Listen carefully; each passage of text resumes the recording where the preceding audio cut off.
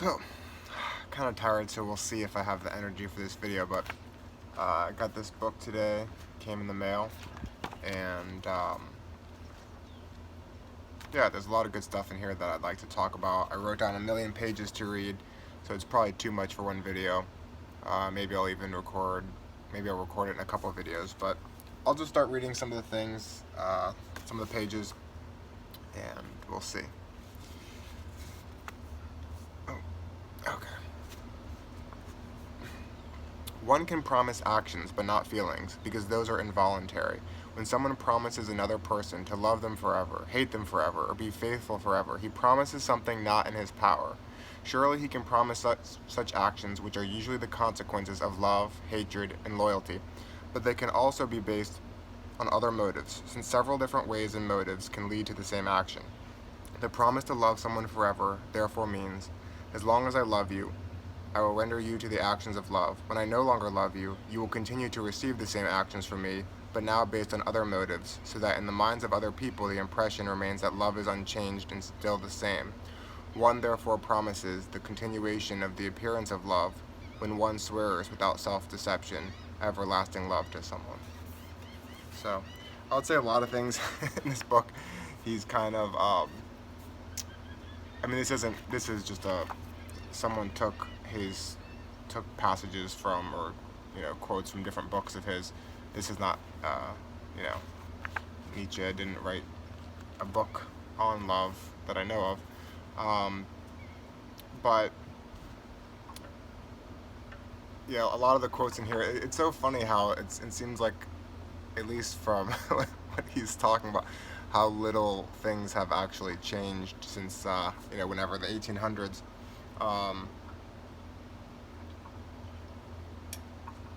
A lot of what he wrote about is kind of how you spend too much time with someone and you grow tired of them, and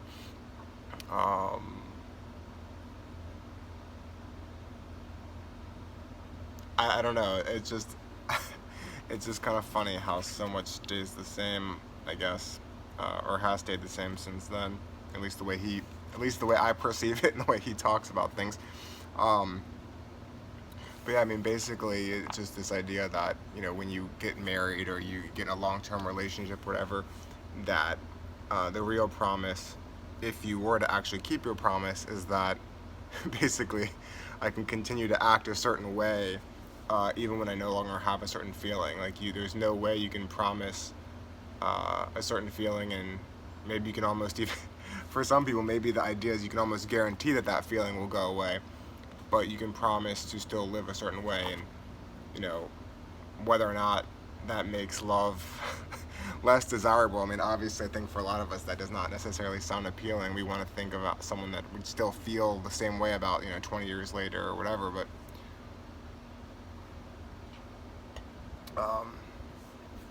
I guess I wonder if a lot of us would make that promise to someone if the promise really was about maintaining a certain degree of consistency in behavior, knowing that, really fully accepting that the feeling wouldn't be there, or that the likelihood of the feeling still being there over time is highly unlikely.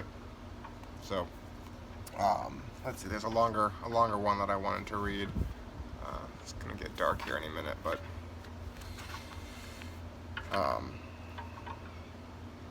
all the things called love, greed and love, what different feelings these terms evoke. And yet it could be the same drive named twice. One denigrated by those who already own something, and in whom the drive has quieted down a bit, and who now fear for their possessions, and the other time from the position of the unsatisfied thirsty ones, who therefore glorify it as good. Love thy neighbor, is it not?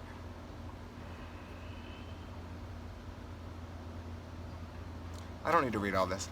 Basically, he just gets into how it's like, he just analyzes a bit the way love is really about possession and romantic love. And I wonder if Nietzsche would have been a polyamorous these days. Who knows? Or I don't even know. Maybe he was then. I don't really know much about what his life was like. I know he think he proposed to a few women and got rejected. I'm not sure. I should look up, get more information on that. That'd be interesting. But I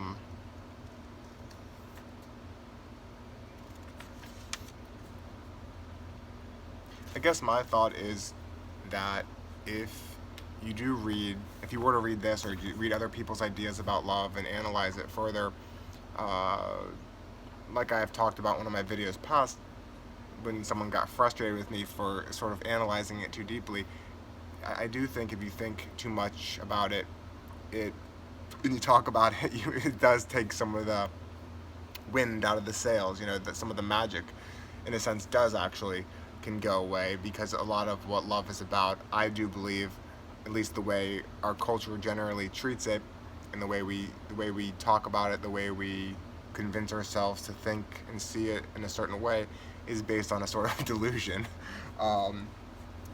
But I guess maybe the hope that I hold on to is that maybe there's something in a more real, honest version of it that could actually be the basis of a relationship that actually comes back around and has more of those love feelings for longer than one that's based on two people who are totally deluding themselves. Like maybe a relationship that starts with a different framework and a more honest assessment of what romantic love is really about, and the messages society gives us, and kind of analyzes it and discusses it in a way that is sort of not magical and not romantic. Actually, through that, a sort of magic will arise. A sort of magic created by an unusual degree of authenticity and honesty that might lead to the original idea that people have about romantic love, of being that magical thing, might actually have a higher chance of actually forming and lasting based on tearing it down. It sounds counterintuitive, but yeah, that's the thought I'm having. Let's see. I'll read some of the shorter ones. Forcing oneself to pay attention. As soon as we notice that someone has to force himself to pay attention when engaging and talking with us, we have absolute proof that he does not or no longer loves us. And I think that's interesting. I don't know if you should take anything as an absolute.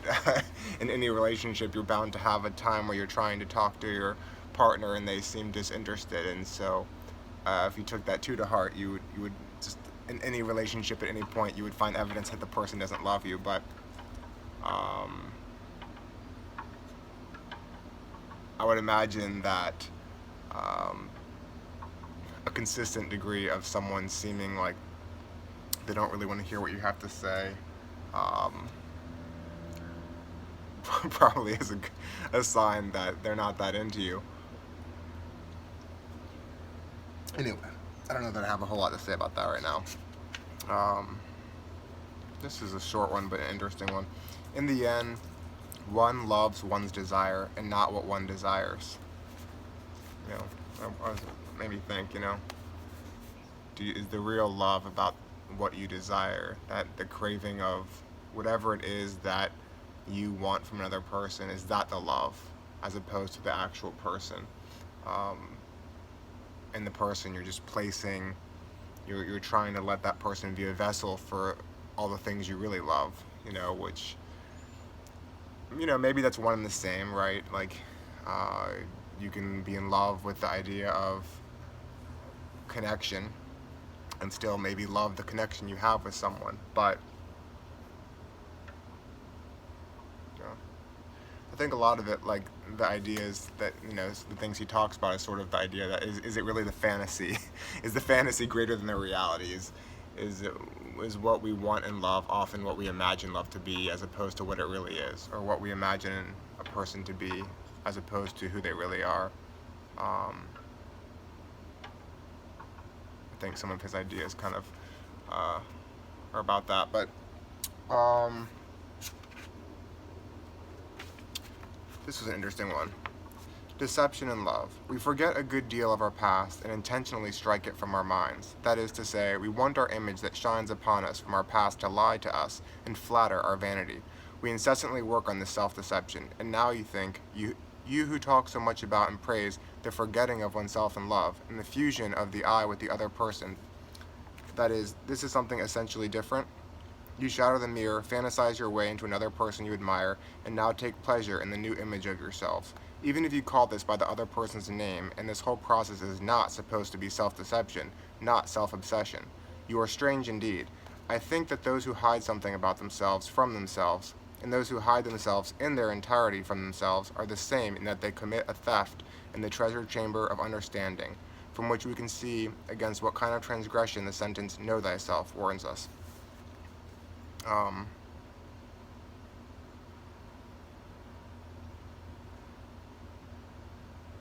don't know if this was the one I was thinking about, but yeah, just an idea that part of what we like about love is it's the opportunity to sort of reinvent ourselves, or if we meet someone and they see the version of ourselves that we want to be, they see us as our highest, the highest version of ourselves. That's maybe part of what is so intoxicating about the idea of romantic love. And I find that especially interesting when it comes to dating profiles, especially ones that aren't, if it's on some of these apps where you can really only present so much of yourself, it's a little different. But if it's a profile where you really are you can always like kind of reinvent yourself online. Like, I mean, take even like if I was to take this channel, for example. Let's say that this was actually an online dating channel, like that this was me, that all of these videos were actually on a dating site, right? This could be me, right? And I could edit the videos. I could choose which ones to delete, which ones to upload, which ones not to. But also, I could delete this entire channel tomorrow and create a new one with this new version of me. And I think that's the thing that romantic love gives you the opportunity to do, is to reinvent yourself and have someone see the best version of you, which gets sort of tainted with the online dating, with social media, where someone, maybe if you add someone first on Facebook and they look through a history of all of your old pictures and whatnot. I'm not saying that's all good or all bad, but it does seem to take away a bit from that opportunity to have someone see you in this sort of fresh new way. And even the same with the online dating, right? They already have a certain image of you based on the pictures you chose and the way you described yourself, instead of just actually meeting someone face to face, and it all starts from there. But inevitably, it doesn't matter, because either way, the truth comes out eventually, sort of thing, right? I mean, at least for most of us. I guess some people, they live double lives, and the person they fall in love with, have a relationship with, never finds out the real them, sort of thing. But anyway,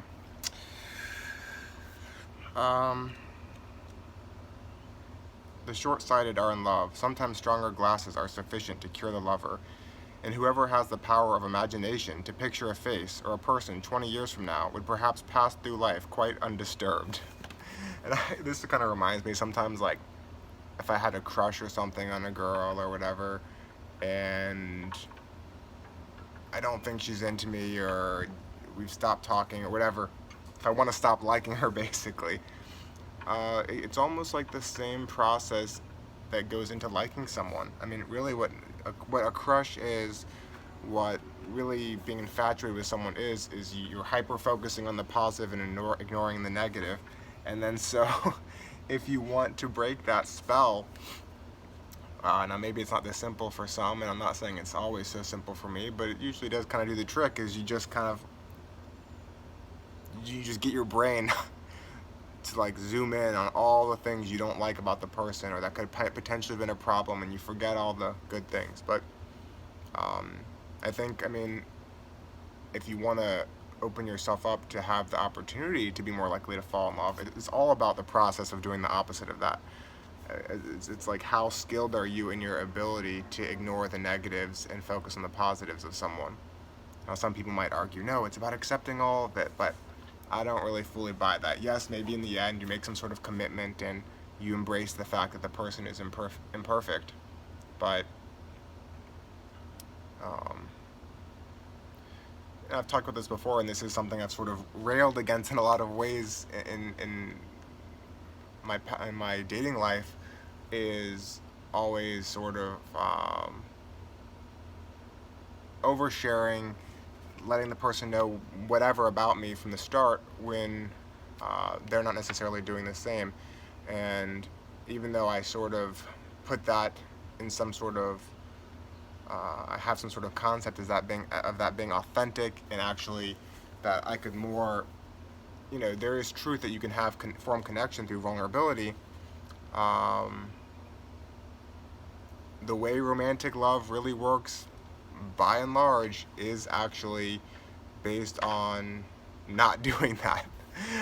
My recommendation to people would be to present the best version of yourself, and let them find out the, the negative on their own. Don't be too quick to reveal that. Even if that might seem dishonest, maybe that is, I don't know. I mean, I'm not saying that I would recommend lying about really important things that are bound to make you have a disconnect later on, but you also, you do need to market yourself in a certain way. You don't need to, um, you don't need to fart on the first date. It's not a good idea, and farting on the first date also applies to, that's just a metaphor, right, for all kinds of farting. I mean, literally, I wouldn't fart either, but yeah. Let's see.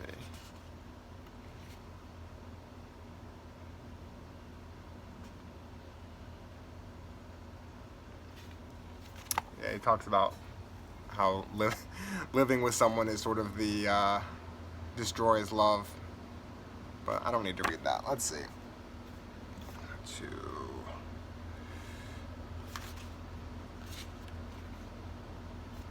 This kind of reminded me of like something Woody Allen would say. Woody Allen maybe stole his lines from Nietzsche. To discover that he is being loved in return should really sober up the lover about his beloved. And this is in quotes. What? She is so modest as to love even you, or so stupid, or. And so, yeah, like I said, I guess not much has changed, right? People, I guess the hard to get game, or the, if someone likes you, you're kind of put off by that. I guess that was something at least rattling around in his mind, 100 odd years ago.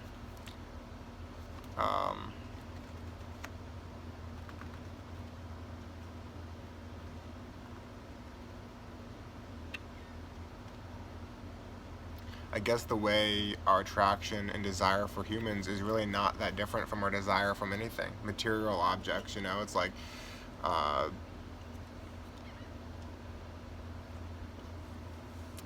not someone who's like some big watch person. I wouldn't really know the difference between a Rolex and a fake Rolex, but still, if someone showed me a Rolex, gave it to me or something, there would be some sort of feeling about it. I guess the point that I'm really making is that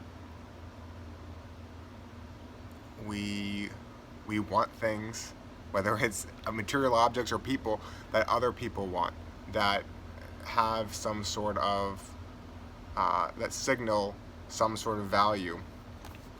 And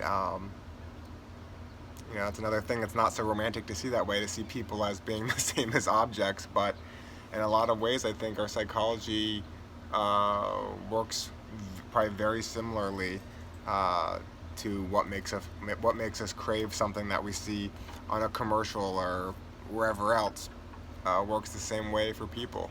And yeah, that's another one.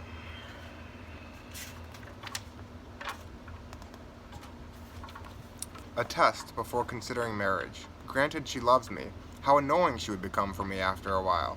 And granted she does not love me, how especially annoying she would become for me after a while. There are only two different kinds of annoyance.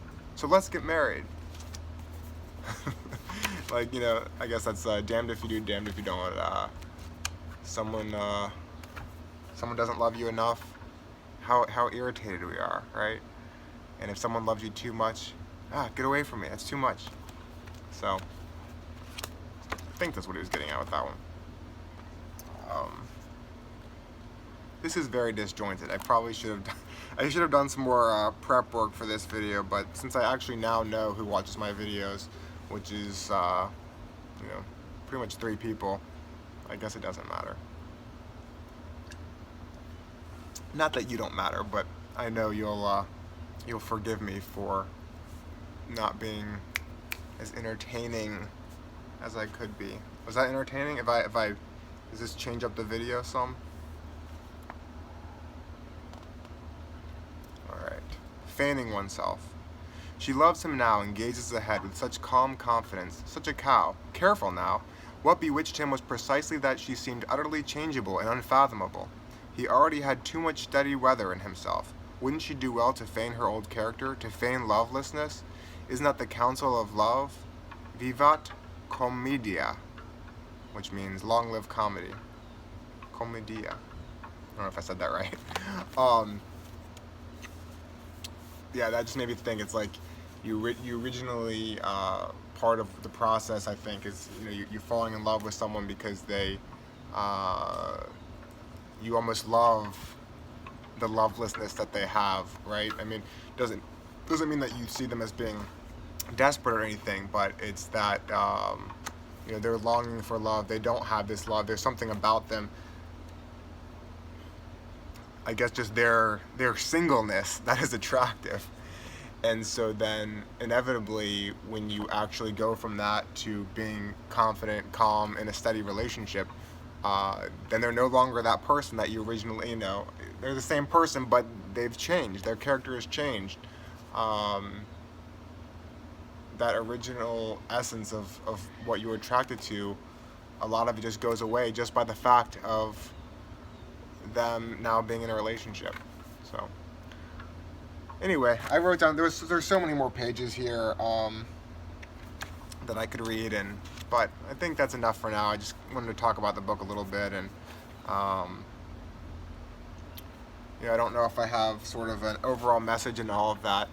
I guess I sort of made it earlier in this video that I do think it's possible for us, it's probably changing society's portrayal of romantic love is not necessarily going to be so much in any one of our individuals' reach, or we might not even aspire to do that so much, but I think it could be an interesting pursuit to approach romantic love differently than you've been taught to approach it and to think of it. And it doesn't have to be, of course, in whatever way I'm suggesting. It could be in all sorts of ways, but I would say that for myself and for you, if you're watching this, if the past way that you've approached romantic love, and if you tried to approach it from a very, very much a way that society or just your community, your family kind of told you to view it, and that hasn't worked so well for you, maybe it's worth coming at it from a new angle. Be willing to just try to wipe the slate clean of all the old ideas you have and try something different and see how that goes. If nothing else, it might lead to some more interesting experiences in life. Maybe some more authentic ones. I don't know.